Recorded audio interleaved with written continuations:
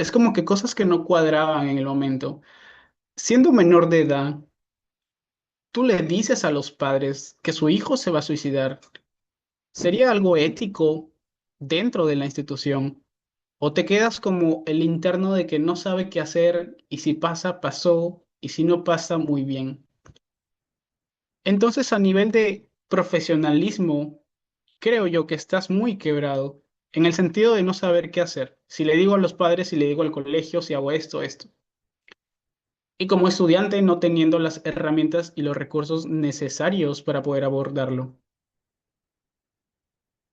¿Sí? Entonces, esto es lo que pasa en nuestro Perú a diario. Esto es lo que pasó en Piura, por ejemplo, esta semana, de hecho. Siempre trato de tomarle capturas a algo que ha pasado, algo que me conmociona, algo que digo, miércoles, esto sí está pasando. O sea, el suicidio sí está en Piura, el suicidio sí está en el Perú. Porque a veces nos ponemos a leer libros e investigaciones y decía, de cada 10 argentinos, 8 se suicidan, ¿no? En España, así está el número, en otros países, pero no nos enfocamos en cómo está nuestro país. Y siendo, obviamente, Perú no es una potencia en el sentido de hay muchos suicidios, pero igual no deberíamos dejarlo de lado. En nuestro país, la cifra más reciente de fallecidos por esta causa es de 1.666 personas en el 2017 a 2019. Desde el SINADEF reportó que a lo largo del 2023, solamente el año pasado, un total de 391 personas se quitaron la vida en el Perú y 2.121 personas intentaron suicidarse. Estaba, por ejemplo, leyendo a Damián Rodante y Gallesi y mencionaban que es algo impactante en el sentido de que el suicidio no distingue esta parte de cultura, no distingue la parte de las edades, si es en el adulto mayor o si es en la parte de adolescentes. Obviamente el factor más vulnerable es los adolescentes, pero eso no significa que dejamos al adulto mayor de lado o al adulto joven, etcétera. Yo, por ejemplo, el interés que salió en mí es en base a una psicóloga de Carolina Santillán de México, que lo explica muy bien desde la parte de la terapia cognitiva. La conducta suicida va también muy aparte del aspecto de los enfoques, va muy aparte del abordaje psicoterapéutico y que puedes abordar tú. Pero es como que sientes que falta algo más, ¿no? Siempre falta algo más para la conducta suicida, porque tú puedes estar muy bien en la sesión con tu consultante y tu consultante sale de sesión y diciendo maravillas, que le ha ido muy bien en la sesión, que se siente muy feliz, que su vida tiene vale la pena ahora, etcétera. Sale del consultorio contigo y pasa, por ejemplo, eh, un choque, un accidente. Ella lo ve y de repente activó algo en sus recuerdos en su ideación suicida y se activa nuevamente la ideación suicida y se activa la tentativa suicida, cosa que nosotros no podemos controlar y cosa que nosotros no podemos predecir en qué momento se va a matar la persona. Se puede prevenir, sí, pero no se puede predecir en qué momento se va a matar la persona. Bien. Por ejemplo, esta noticia de acá de Piura, yo soy de Piura, y es, por ejemplo, un joven tomó una lamentable decisión que ha conmocionado a los vecinos en la organización Piura. Especialistas de la salud mental le exhortan a los padres o tutores de los niños y adolescentes jóvenes a estar atentos a identificar los cambios de conducta, prevenir hechos lamentables. Es otra parte fundamental en la conducta suicida, el hecho de las redes sociales, cómo lo comunican, de qué manera lo comunicamos. Muchas veces no se atreven, obviamente, por el tema quizás de las redes sociales que te quita como que te pone spam, etcétera. Entiendo, pero creo yo, y en lo poco que sé, en lo poco que he leído, que se debería transmitir tal cual. La persona se suicidó, la persona hizo esto con su vida. No tratar de maquillar el tema, no tratar de pintarle pajaritos en el aire, por así decirlo. Pasó esto con la conducta suicida. Es una conducta suicida. Bien. Y aquí un poco quería preguntarles a ustedes, ¿cómo conocen ustedes a la conducta suicida? ¿Qué saben por conducta suicida o por suicidio en general? Podría ponerlo en comentarios o si alguien puede vender el micro, porfa. ¿Qué saben por conducta suicida según ustedes? Lo que han leído, lo que saben desde la terapia cognitiva, desde la Gestalt, desde el psicoanálisis, de lo que sea, pero ¿cómo lo conocen ustedes? Garibay,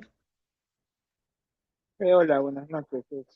Creo y considero, ¿no?, que es importante el hecho de diferenciar entre pensamientos suicidas y entre conductas. Como su nombre lo dice, el hecho de los pensamientos como tal es buscar una forma de cómo hacerlo en realidad. Y ya de la placer. conducta es donde ¿me escucha? Sí, sí, te escucho. Es donde ya se realiza, ¿no? El acto de, bueno, el suicidio o bueno, por lo menos el hecho de hacerse daño como tal. Dale, Hasta ahí es donde como, genial, genial. Alguien más tiene un aporte, es muy bueno porque, como dice, hay que saber diferenciar entre pensamiento, conducta como tal, tentativa, el suicidio. ¿Alguien tiene otra opinión de repente diferente? Igual creo que estamos aquí todos por aprender, así que podemos soltar cualquier definición diferente a la que puede soltar algún compañero. No me voy a detener mucho en la parte teórica porque no va de esto el taller, pero igual les voy a dejar algunos conceptos, algunas conceptualizaciones que son del libro de Eduardo Fonseca y de Susana Laví, del libro de Manual para Conducta Suicida como tal. En mi opinión, la conducta suicida es quitarse de manera intencional la vida. Vale. Creo que yo, por ejemplo, yo lo primero, en mi primera etapa de conocimiento en cuanto a investigación del suicidio en definición, siempre me gustó saber qué es realmente la conducta suicida, qué es el suicidio como tal. Eso es algo que deberíamos tener claro. Y se los digo desde cualquier enfoque terapéutico, etcétera, porque, por ejemplo, desde la parte yo lo conocí primero de la parte de la terapia cognitiva, pero sentía que faltaba algo más. Sentía que, digo, para poder abordarlo, primero tengo que definirlo. Entonces, pienso que me falta algo más. Pienso que debería ser más operacionalizar la conducta. Pero igual es válido desde cualquier enfoque, porque ya te permite saber a dónde voy direccionando. Y como digo, esto no es más como una pelea de enfoques, etcétera. Es más como que saber dónde estamos yendo con la conducta. Ahí Xiomara ha comentado algo en el chat y dice que, en mi opinión, la conducta suicida es quitarse de manera intencional la vida.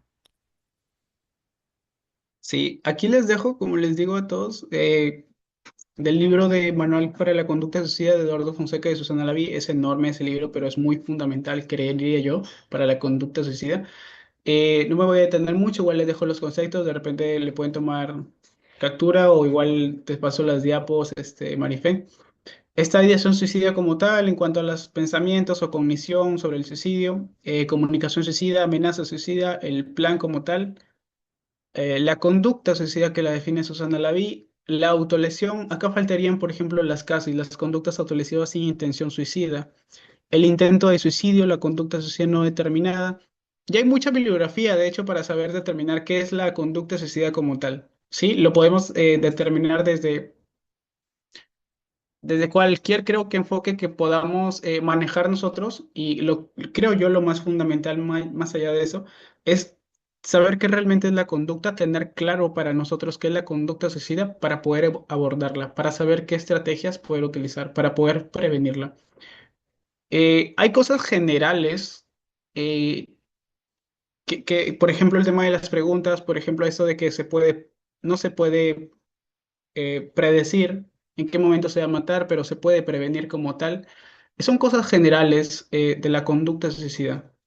Sí, igual me quería sintetizar un poco en lo que salió y en lo que salió del DSM-5, que es como que muchas investigaciones hablaron de no es un fenómeno la conducta suicida, no es un problema, un trastorno mental. eh, no es un rasgo psicopatológico, no es derivado de la depresión. El diagnóstico lo hace ver vulnerable, pero no es por la depresión. Pero lo último que sacó el DSM-5 texto revisado es como que ahí tienen la conducta suicida como un trastorno. como un trastorno, uno de los más del montones que los tenemos como etiquetas. Y eso es como una reflexión, es decir, todas las investigaciones de atrás o todas las investigaciones que yo leí literalmente me decían que es una conducta como tal el suicidio. Y nunca en una investigación leí sobre que era un trastorno como tal, era un fenómeno, más bien los desmentían, ¿no? O lo trataban de desmenuzar la conducta como tal para poder prevenirla. Pero sale el DSM-5 que tiene un gran poder, diríamos, en los trastornos y te dice, ahí está tu conducta suicida, ahora es un trastorno mental. Que en cuanto a los criterios, igual da mucho que hablar, pero no me voy a detener mucho aquí. Como digo, más que siempre me enfocaría en la parte de, es una conducta como tal, como cualquier otra, como cualquier trastorno, si lo quieren ver ustedes, depresión, ansiedad, etcétera. Pero yo siempre lo he tomado como que es una conducta más, es un comportamiento del ser humano, por ciertos factores igual. Bien. Entonces, aquí viene como que algo interesante porque me estaba deteniendo a ver qué podría haber hecho el Paolo de esa sesión de primer interno, de que le cayó una chica con conducta suicida, con ideación suicida. ¿Qué podría hacer de ese estudiante que le faltan recursos, que no, nunca le enseñaron a hablar de suicidio, que nunca le enseñaron a hablar de suicidio? Es algo muy importante. Claro que yo creo hasta el día de hoy, ya ahora en estos tiempos, se me hace muy fácil hablar del suicidio. Y por ejemplo, lo comentaba con un amigo, con un colega la vez pasada, es como que para nosotros hablar del suicidio puede ser ya lo más normal, pero para la gente sigue siendo algo muy fuera de lo común, muy temor, muy de un tema del tabú, etcétera. Pero ya es como que te dedicas a esto, ya te estás sintetizando en eso, ya es algo ameno que se debe hablar con normalidad, como una conducta más, como un trastorno más, etcétera. Obviamente no es un tema de cena navideña, no es un tema de cena de familia hablar del suicidio, pero es un tema también para poder hablarlo en familia. Es un tema también para tratar de prevenirlo en familia. Porque nadie sabe si su familiar está sufriendo por ahí un tema económico, por ahí un tema familiar, un tema de pareja, etcétera.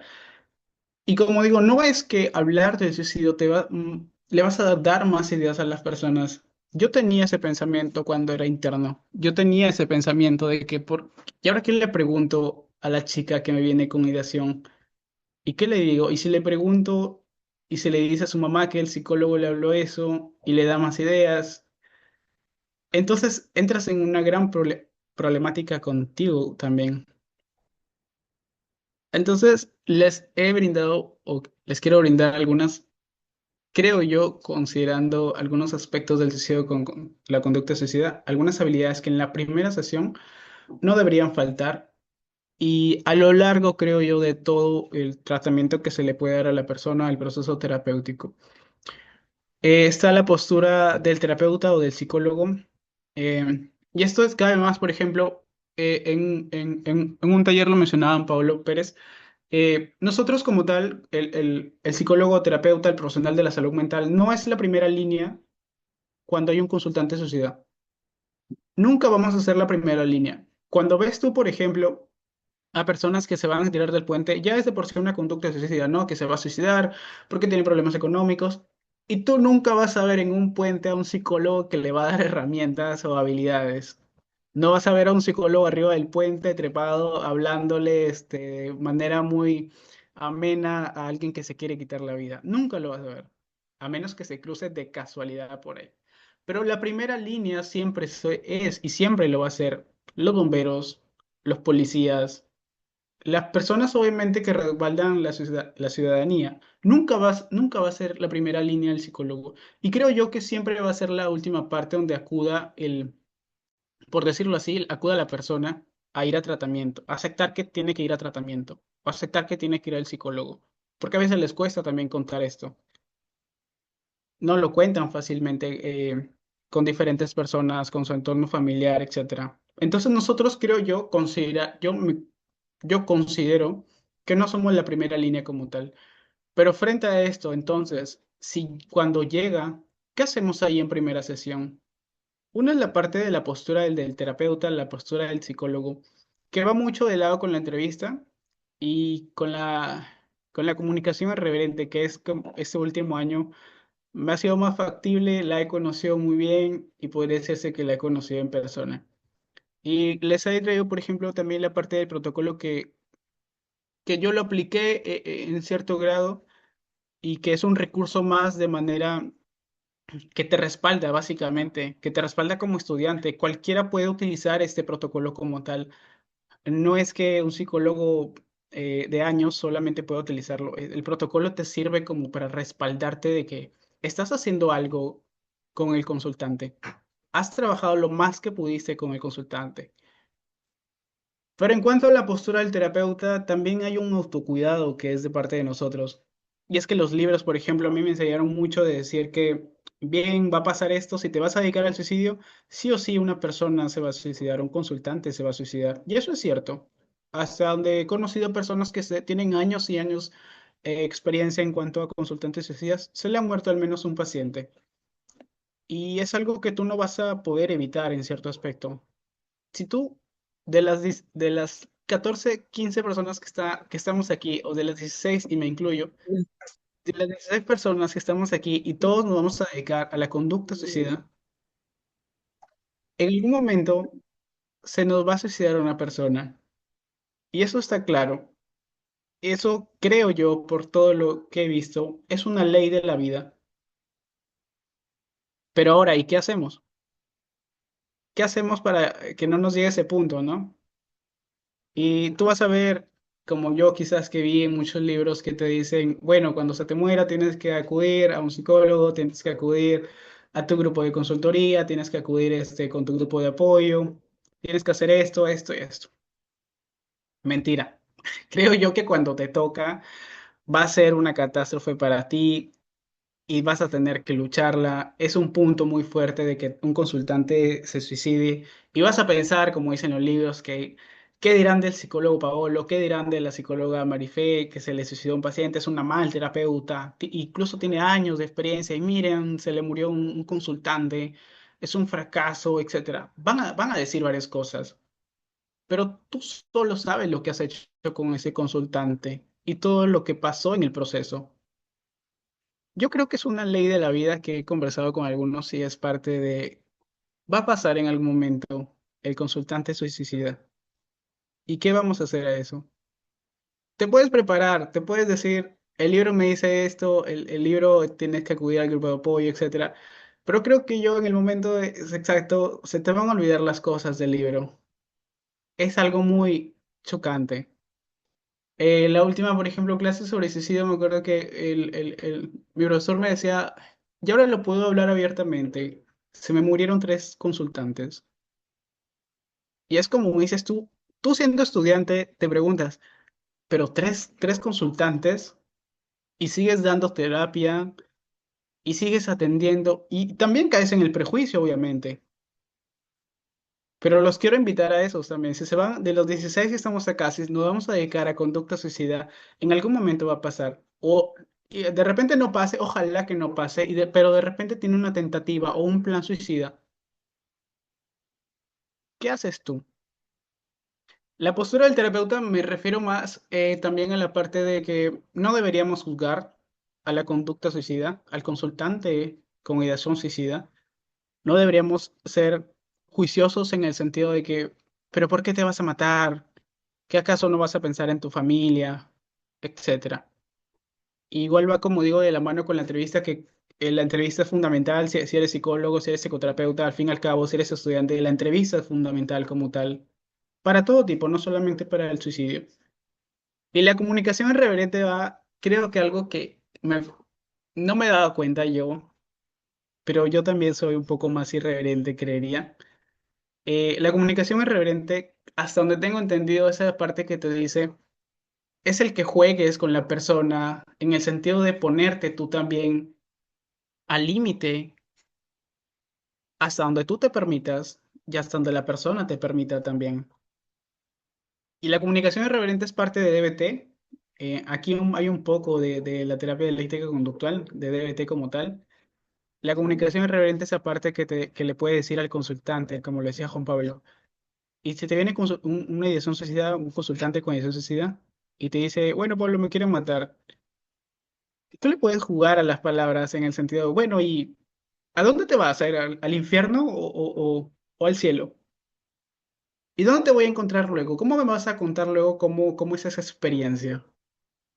¿No? Y le puedes decir varias cosas en el sentido de jugar con el suicidio, pero no te estás riendo del suicidio, no te estás riendo de la persona, estás poniendo el límite, estás dándole a entender a la persona que hay más opciones. No creo que sea sarcasmo, no, no es sarcasmo. Lo que pasaría con el sarcasmo, creería yo que es más malicioso.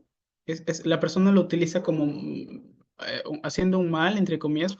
La comunicación realmente tiene una funcionalidad cuando lo pones en práctica. O sea, es que yo le voy a decir, pero ¿y por qué me lo dices a mí? ¿Por qué no se lo dices a otro terapeuta? No se lo dices a tu mamá, a tu papá, a tu papi, etcétera. ¿Por qué vienes y me lo cuentas? O sea, se lo dices porque tienes, como decía Juan Pablo, tienes ya un mapa aquí en tu cabeza que te permite direccionar la entrevista, te permite direccionar qué quieres obtener con eso, con lo que le estás diciendo. No sé si que tú, claro, ahí igual lo poco que sé de comunicación irreverente lo pongo en práctica a veces, eh, pero es algo también quizás nuevo para mí. Pero no sé si quedó claro por ahí. Em, en la entrevista igual tengo algunos papers más adelante. Pero en la comunicación irreverente es como, obviamente depende de los límites de ti mismo, como los que te permite llegar el terapeuta. En DBT, por ejemplo, se maneja esta parte de comunicación recíproca y comunicación irreverente, ¿no? La recíproca es más, oye, ¿cómo estás? Es un poco más calmante, un poco más de empatía, por así decirlo, con el consultante. La comunicación irreverente es todo lo contrario, quizás, como decía Juanpa. Es más, y bueno, si te mueres y tú crees en la reencarnación, te irás a salir en un sapo. ¿Y cómo te voy a conocer? ¿Y cómo vamos a poder conversar sobre el tratamiento? ¿No? ¿Y si te matas?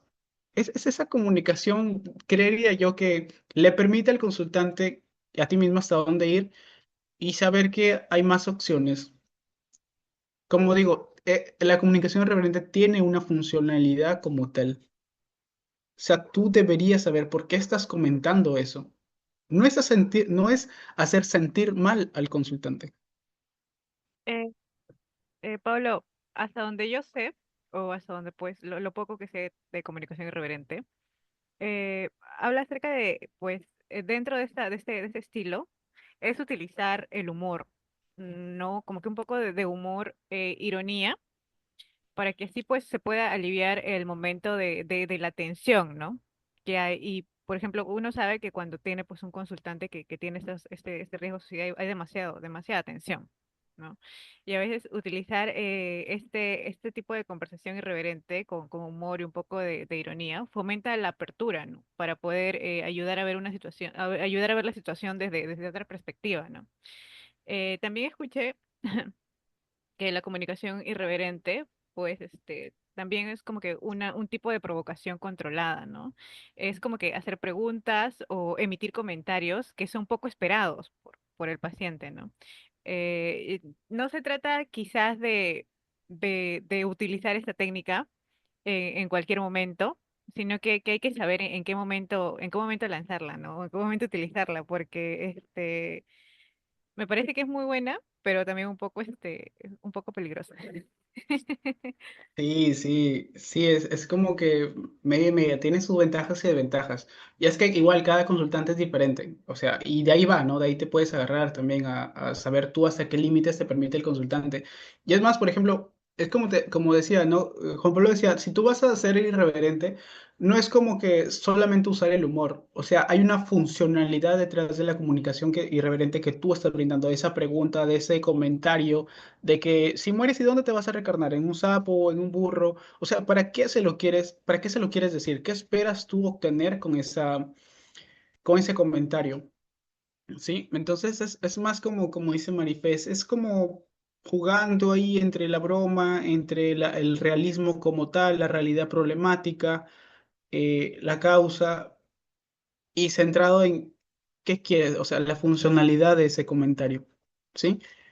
Entonces, igual, alguna parte de entrevista clínica que creo que yo es fundamental tanto para, no solamente para conducta social, sino para general. La entrevista clínica como tal, evaluación fundamental en la conducta suicida y preguntas que será un poco más adelante. Bien, esto es parte de las habilidades en primera sesión que creería yo que no pueden faltar. Incluso si pueden arrojar más en comentarios, creería yo que faltarían más. Quiero pensar que me falta poder aprender muchas cosas más, pero desde lo poco que sé, podría argumentar estas cuatro partes. Si falta alguna, por favor, dígamelo para poder aprender más. En la entrevista clínica es como decía la conducta suicida de Gagliese. La conducta suicida no diferencia entre la parte psicológica de la persona, entre la cultura, entre el aspecto social, si tiene pocos amigos o si tiene muchos amigos. Ya vemos actores, cantantes que también tienen ese proceso de conducta suicida. No diferencian de dónde eres, qué raza eres, etcétera. Esto no le vale. Así, y cuenta con el contexto de la evasión.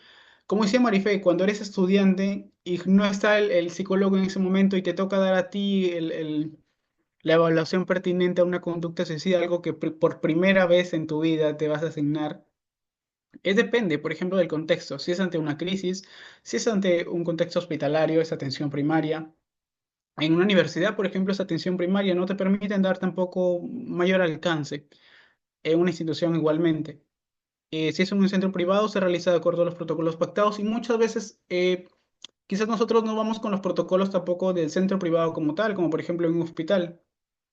O sea, no, a veces no es que no querramos utilizarlo, sino que a veces tampoco no es la manera de poder intervenir de manera de atención primaria. Estas y más en consideraciones, la entrevista debe ser como que ¿qué estoy pactando con el consultante? ¿A dónde quiero ir? Si me dice que sí tiene ideación suicida, bien, no me alboroto en el sentido, ¿y ahora qué hago? No me genera más, no me debería generar más ansiedad. Debería generarme una dirección, ¿sí? Igualmente, cosas generales de forma global durante todo el proceso de la entrevista o de la evaluación pertinente que se da. Es como el terapeuta, la postura que mencionaba el terapeuta, mostrar la capacidad para afrontar con claridad y respeto un tema tan delicado y personal, facilitar a las personas allegadas se impliquen. Por ejemplo, en DBT trabajamos algo que si me viene el consultante con ideación suicida y tiene su apoyo familiar, no es que yo le voy a decir a los familiares, su hijo o su familiar su consultante tiene ideación suicida, tienen que crear un ambiente como tal. No. DBT lo trabaja en que entreno al consultante para que les pueda decir él mismo a sus familiares que tiene ideación suicida, que lo puedan ayudar. Entonces, igualmente, no es como que, eh, bien, me viene un consultante con ideación suicida y le digo, ya dame tu número de tu mamá y tu papá para avisarles. No funciona del todo así. Primero es siempre y cuando con una comunicación con el consultante, que te permita el consultante. Siempre transmitir empatía, creería yo, y empatía de varias formas, porque ahora empatía la conocemos como ponerse en el zapato del otro, ¿no? Y creo que esa no es empatía como tal. Eh, y aquí caemos mucho de nuevo en un tema muy profundo sobre empatía, de que, como dijo Mao en algún momento, si yo considero con el constante, cuando me está contando todos sus problemas, si yo, entre comillas, trato de sentirme empático, estoy siendo totalmente lo contrario. Estoy siendo un falso. Y es que nunca vamos a, como decía María Jesús, por ejemplo, Y es que tú me dices que estás triste, tú me dices si vienes que, ¿sabes qué, Pablo? Me sentí triste el día de hoy porque me pasó esto, mi vida es una mierda, me terminó mi enamorado, etcétera. Y esa parte de me siento triste, yo no la puedo sentir en ningún momento. Y si entre comillas, la siento, la voy a sentir muy diferente. Yo nunca puedo sentir lo mismo que está sintiendo la consultante. Pero ¿de qué va empatía entonces? Si no puedes sentir lo mismo.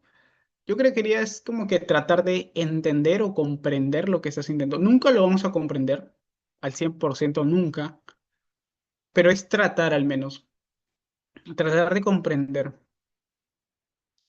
Igualmente, por ejemplo, trabajaríamos en la entrevista como no tratar de convencer que la conducta suicida para él es lo inadecuado, su pensamiento-conducta.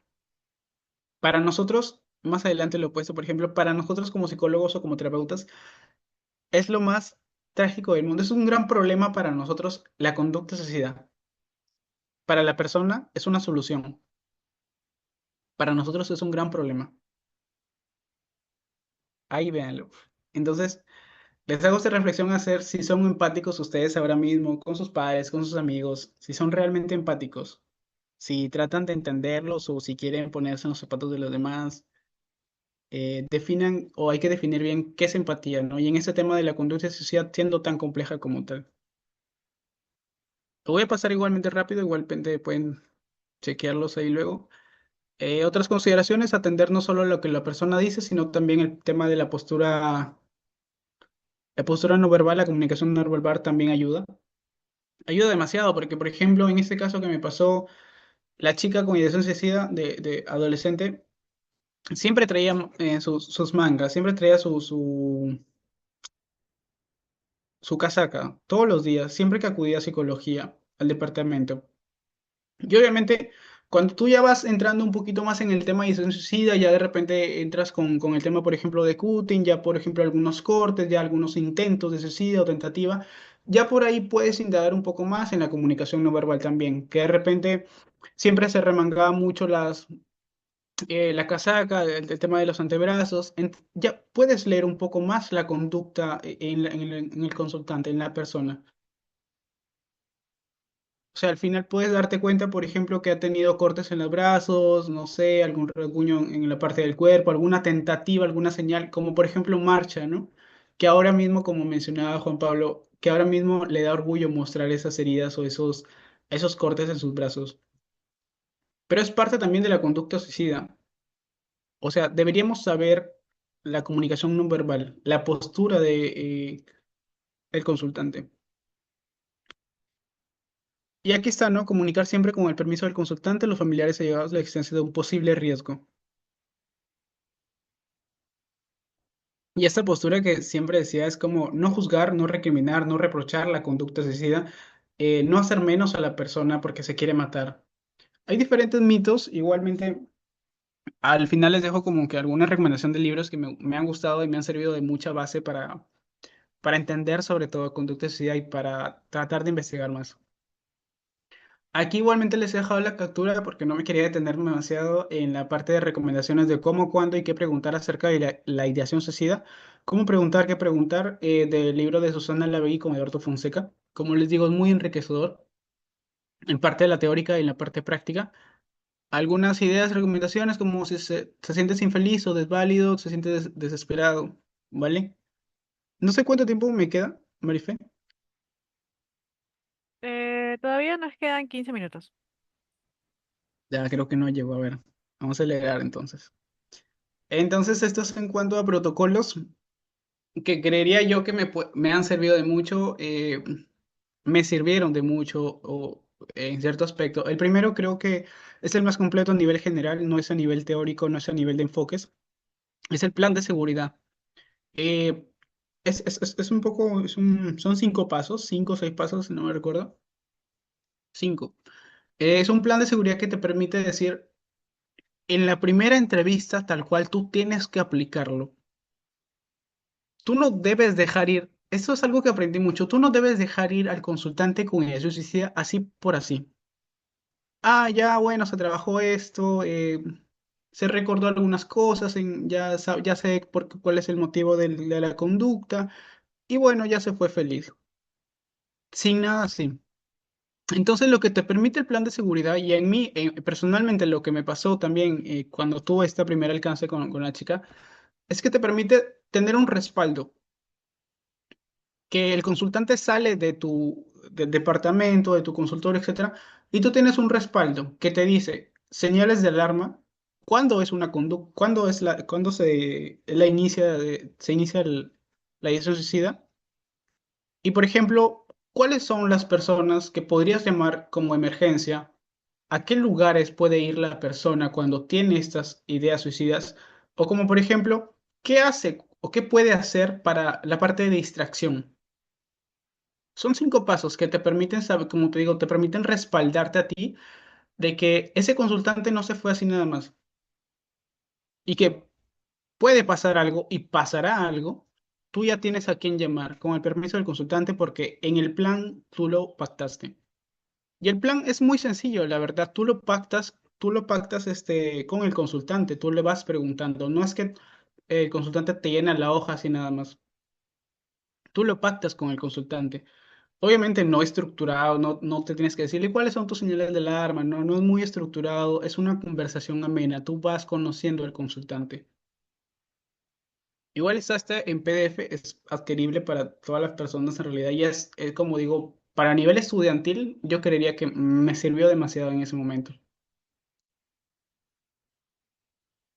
Y la otra parte es el Rank, que es ya más por la parte de marcha, ¿no? De DBT, que también es una guía más clínica, muy clínica a comparación del plan de seguridad, pero que también te sirve en el aspecto también de un respaldo profesional también, estudiantil o de interno, como lo quieras ver, pero también te sirve como un respaldo que te dice, bueno, la persona que no quiera la vida se suicidó y yo hice esto,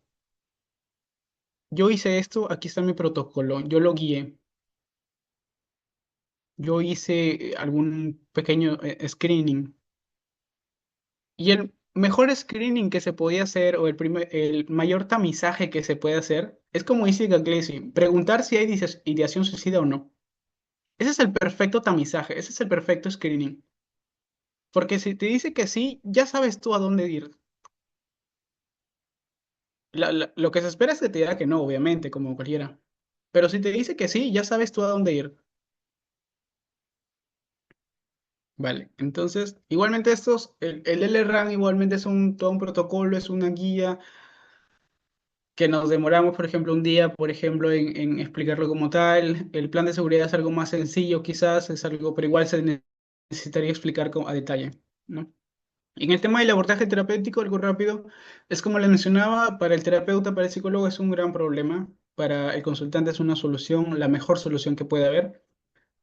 Y algo que entendí, por ejemplo, de Carolina Santillán es que tú, para el consultante suicida, le puedes brindar que, mira, el suicidio para ti, como ahorita lo ves, es una posibilidad. No la descartes. Tenla ahí. No la dejes ir. El suicidio, sí, tenlo ahí. Es una carta para ti, pues tenla ahí, no la dejes ir. Pero dame o déjame darte 4 opciones más antes que te mates.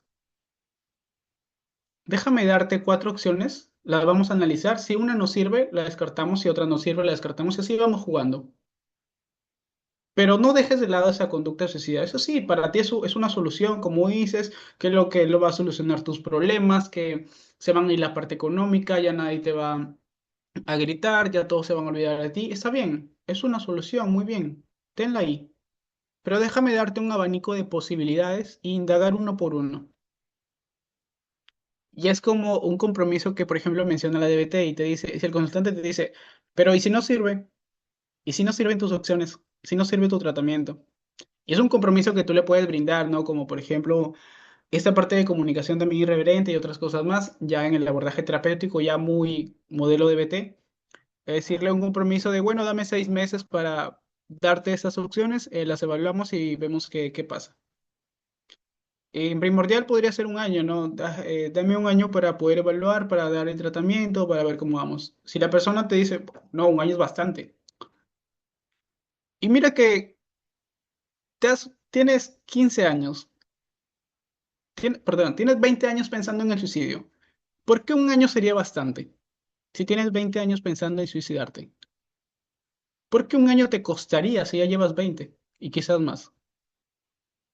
Entonces solamente déjame 6 meses. Ya es como que ahí le va jugando a los compromisos como tal y ya es más, como digo, del modelo de BT. Eh, la parte, por ejemplo, esto lo he tratado de rescatar en la última, en este librito que está aquí, que me ha ayudado bastante a entender lo último de conducta suicida, que igual que otros, no quiero descartar otros. Esta parte, Gagliese menciona que no hay orden en esta, no hay una jerarquía en este tema de preguntar si va la primera, segunda. Igual lo pone así, pero no hay una jerarquía, quiere toda la exposición del mundo puedes hacerla de cualquier manera. Y de todas las preguntas que se puedan ver, de todas las recomendaciones, como ponía también a Susana Laví, también existen estas creería yo que no, como digo, no es de un modelo como tal, sino es a nivel general. Y cada pregunta que tú le haces al consultante tiene una función, tiene una raíz. Por algo lo estás preguntando. Todo tiene una funcionalidad en este aspecto. Y, por ejemplo, en la primera estás, creo que sería esto en todo, las 5 o las 4 o las que puedas preguntar hasta donde el consultante te permite, serían en la primera sesión. Como digo, tú no puedes dejar ir al consultante así por así. Sí, entonces, por ejemplo, estás teniendo ideación suicida en ese momento. Y es la parte que te dice eh, que te va a direccionar. Lo que se espera del terapeuta o del psicólogo es que te diga que no y que te sientas liberado de, bueno, este consultante no es suicida. Mejor, mejor para mí. Pero a veces obviamente ocurre todo lo contrario, es que te estás enfrentando a la conducta suicida y la conducta suicida no la puedes predecir. Un ratito para poder cargar que se va a descargar la. Ya. Entonces lo que va, básicamente esta pregunta va en concisa a dónde vas a ir con la entrevista. Si te dice sí, aquí empieza el trabajo. Aquí empieza el trabajo como terapeuta o como psicólogo. Aquí te permite saber para dónde ir, para dónde direccionarla con la entrevista. ¿Pensaste cómo hacerlo? Es más como, existe un plan de suicidio, ya hay un plan, ya hay algo planeado, ya sabes cómo hacerlo, ya sabes qué día, ¿no? Hay personas que te dicen, bueno, Pablo, ¿sabes qué? Mira, tal día me voy a matar en mi casa, con una soga, con no sé. Pero ya existe un plan como tal. Eso te permite saber la segunda pregunta en que si hay un plan, si hay algo planificado como tal, si ya tiene una fecha exacta, si ya sabe dónde, si ya sabe cómo hacerlo, ¿sí? Y la tercera pregunta es algo que lo conversaba con una amiga hace unos días, es el que se cambió el por qué en para qué. Cuando nosotros le preguntamos, y antes estaba la pregunta de ¿por qué te vas a matar? Le estás dejando como que el campo abierto a decir, ¿por qué mi vida es una mierda? ¿Por qué me fue mal en el trabajo? ¿Por qué me terminó mi pareja? Por esto y mil cosas más que te puede decir el consultante en ese momento. Y Gagliese se cierra en la pregunta de ¿para qué te vas a matar? ¿Para qué te matarías? Y este para qué tiene una funcionalidad. Y es el que, ¿para qué vas a hacer esto? Y a la persona lo que le vas a permitir es decir, pues mira, a veces incluso dudar en el sentido de que ya no sé por qué voy a matarme. Lo mencioné en algunas viñetas que tiene. Pero como digo, tienes que encontrarle la función, el ¿para qué te vas a matar? Para que se resuelvan tus problemas de qué. Y es como que ya vas desmenuzando la conducta. Vas operacionalizando mejor la conducta de para qué quiere hacer esto. Ya lo vas conociendo bien al consultante. ¿Has tenido estos pensamientos en algún otro momento de tu vida? ¿Te permite saber esto si es en el contexto de la familia, si en el contexto del trabajo, si en el contexto de educativo, etcétera? Entonces la pregunta 4 más te juega en el sentido de en dónde, en qué contexto está jugando la ideación suicida, en dónde está más influyente.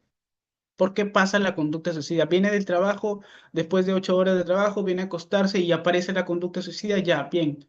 No es en el trabajo, es en la familia. ¿Por qué? O sea, ya va jugando en el contexto. Y la 5 ya te permite, luego de poner las cuatro principales, Gagliese lo menciona, que los famosos llamados factores protectores, como nosotros los conocemos, o como en DBT se conocen como razones para vivir. Las cuatro te van a permitir saber que hay una razón para la persona que es para vivir. Porque en algún momento te planteas, si viene el consultante y a ti te dice, oye, Pablo, ¿sabes qué? Estoy pensando en suicidarme, ¿por qué? Bien, ¿y por qué no lo has hecho? ¿Y por qué no lo haces aún? ¿Por qué me lo vienes a contar ahora? ¿Por qué no lo has hecho? Llevas 20 años pensando en el suicidio, llevas 15 años, ¿y por qué no lo has hecho aún? Y yo creería y me atrevería a decir que siempre hay, si la persona, el consultante no lo ha hecho aún, es porque hay, como digo, hay una luz al fondo del túnel, literalmente. O es porque quiere ver crecer a su hermano o hermana, es por su mascota, es porque quiere cumplir algún sueño de su mamá y ya luego morir, es porque quiere, no sé, llegar a tal edad, pero siempre hay una razón para vivir. Porque si viene el consultante y como te digo, después de años que lo ha intentado, que ha pensado en el suicidio y te viene a contar a ti, y decir, ¿y por qué no lo has hecho aún? ¿Por qué me vienes a contar a mí? Entonces sí va a haber una razón por qué no lo he hecho aún. O como digo, los mal llamados factores protectores. En este caso, igual el abordaje más terapéutico, igualmente, para no detenerme mucho, tener claro la conducta problema, te va a permitir saber o nos va a permitir saber a dónde direccionarnos con la entrevista y con el abordaje terapéutico. Operacionalizar la conducta en el sentido también, creeré yo que ya el tema de análisis funcional o en cadena, como lo conoce DBT, el análisis funcional te va a permitir saber en qué contexto de la persona, más el análisis funcional, más la entrevista, más el plan de seguridad. Tú ya tienes todos los recursos, ya tienes todo de por sí. Entonces, no es que el consultante se me murió porque no hice bien mi trabajo. Es que la conducta suicida es así. No podemos predecir en qué momento se va a matar. Por más que yo tenga experiencia en el análisis funcional y que hice muy bien mi contexto, mi análisis en cadena, muy exacto, que yo hice mi plan de seguridad, lo rellené con los datos, yo hice mi protocolo Linehan, etcétera. Y es que tú no puedes predecir nunca en qué momento se va a matar la persona. Y eso es algo que siempre que leo sobre conducta suicida, es algo que está la pregunta, ¿no? Nunca voy a saber. Y si el consultante se mata, no hice bien mi trabajo. En cuanto a postvención, ya para ir terminando, creo que ya se alargó un poquito. En temas de postvención, les he querido traer un poquito más de cómo quedan los familiares del consultante y cómo quedas tú. Es algo como que también le va a chocar obviamente a la familia y, por ejemplo, al consultante igualmente le puedes jugar esa parte de quiero matarme porque, etcétera, y no quiero ver a mis hermanos. Y tú le puedes jugar en el sentido, oye, pero sabes que tus hermanos tienen más probabilidades de que se maten luego de que te vean muerta, de que te suicides. Y ya puedes jugarla ahí al consultante en la comunicación irreverente, por así decirlo. Pero en postvención es cómo quedan los familiares, obviamente, como cualquier familia, como cualquier madre, padre, familiar, etcétera, creería yo que devastado totalmente. Como lo que la presenté en la primera planilla, en la del joven, creo que tenía 14 años, 15 años. Entonces, ¿cómo quedan ellos? Es una parte muy fundamental también para poder trabajarlo como terapeuta, como psicólogo para la familia. Y lo más importante también la parte de la familia es muy importante, pero ¿cómo quedas tú? Es una gran pregunta que hasta el día que no nos toque, no sabremos qué responder. Y se las dejo ahí como en punto de reflexión. ¿Cómo vas a quedar tú luego de eso? La prevención en contexto ya un poquito más rápido, en contextos diferentes, en contexto universitario, comunitario, escolar, social, laboral, todo, creo yo, todos aquí podemos hacer algo en diferentes contextos. Si yo trabajo en una universidad, puedo abrir una campaña, yo puedo abrir un espacio para esos estudiantes que en tiempos de exámenes finales, de cada vez que se acaba el ciclo, sienten estrés, ansiedad. Entonces yo puedo abrir esa ventana para que puedan acudir, brindar habilidades, brindar estrategias de resolución, etcétera. Para el contexto escolar podemos, creo yo, que lo he vivido, podemos hacer muchísimo el contexto escolar. Porque recuerden que los adolescentes son los más vulnerables en cuanto al suicidio. Yo, por ejemplo, yo no quise hacer en ese momento, cuando estaba internado en colegio, yo no quise hacer lo típico de poner un letrero en partes del colegio, y decir, el suicidio es prevención, hablar, no. Yo lo que me atreví a hacer en ese momento fue educar a los docentes, hacerles también una parte de entrenamiento a los docentes, porque ellos también son principal aporte para los niños, para los adolescentes. Entonces puedes entrenar, por ejemplo, en el contexto universitario puedes entrenar a los del departamento de psicología o a los mismos docentes de cada facultad en algo pequeño, igual en el contexto escolar o social, comunitario. Creería yo también en el contexto laboral, por ejemplo. Como digo, el suicidio no está solamente en la escuela o en la universidad, está en la parte comunitaria, está en la parte laboral, que a veces nos va mal en el tema del trabajo y etcétera. O sea, creo que yo podemos hacer siempre algo. Y ya para terminar, esta es una pregunta que siempre como que, desde el día que Carolina me la puso, es como que sientes escalofrío, sientes no saber qué hacer. Y siempre que toco o siempre que leo sobre conducta suicida, sobre el suicidio, siempre me la pregunto y siempre me la voy a preguntar. Aún no lo acepto como tal. ¿Podremos salvar a todos los consultantes suicidas? Tú como terapeuta, como psicólogo, puedes salvar a todas las personas que entren a tu consultorio con una ideación suicida, con un plan suicida. ¿Podrás salvar a todos? Obviamente la respuesta es no, pero es duro de aceptar. No, es duro que tú no seas el Superman de todos, porque todos merecerían la pena poder vivir, todos merecerían esa vida que, como dice Marcha, valga la pena ser vivida. Pero no puedes ser el Superman de todos, ni de todos los niños, ni de todos los adolescentes, ni de nadie. Es como digo, siempre me cuesta, siempre me he preguntado esto, hasta el día de hoy me cuesta decir que no. O sea, la respuesta más grande es que no puedes salvar, pero ¿por qué no? ¿No? Te quedas como que en esa intriga, pero ¿por qué no puedes salvarlos a todos? Por muchos factores. Igual les invito a esa parte más reflexiva de el suicidio como tal. Esa es la parte más, que cómo quedas tú realmente. Si eres el especialista, si eres el que toma cursos aquí en Perú o en el extranjero sobre el suicidio, ¿acaso no puedes salvar a todo el mundo?